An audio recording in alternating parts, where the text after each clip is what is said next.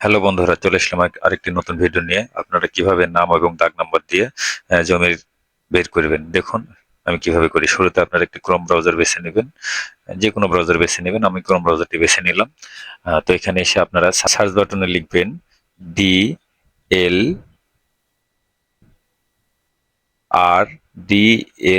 DLRMS dot land dot gov BD.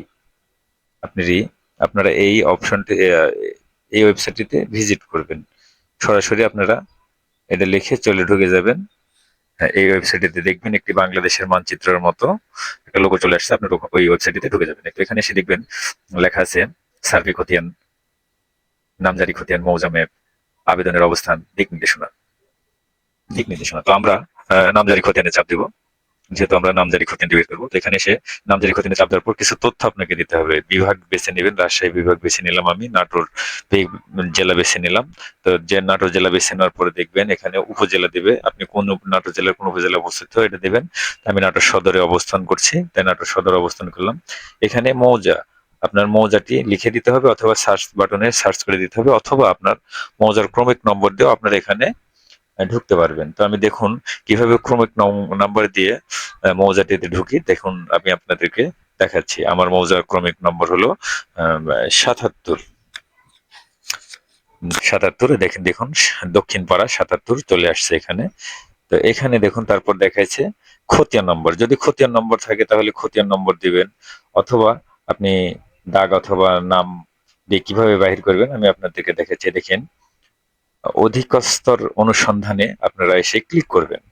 এখানে click করার পরে দেখবেন ঠিক এরকম একটা ইন্টারফেস চলে আসছে। খতিয়ান নম্বর দিয়ে খুঁজুন মালিকের নাম অথবা দাগ নাম্বার।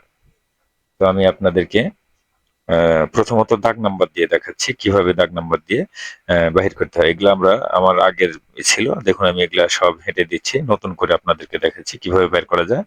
আমার দাগ নাম্বারটি হলো 327, 326। দেখুন আল আমিন, মোহাম্মদ আল আমিন। এখানে ডবল ক্লিক করবেন, ডবল ট্যাপ করবেন আর কি। দেখুন চলে আসছে, খতিয়ান নম্বর চলে আসছে। আমার খতিয়ান নম্বর 1578, বিভাগ রাজশাহী।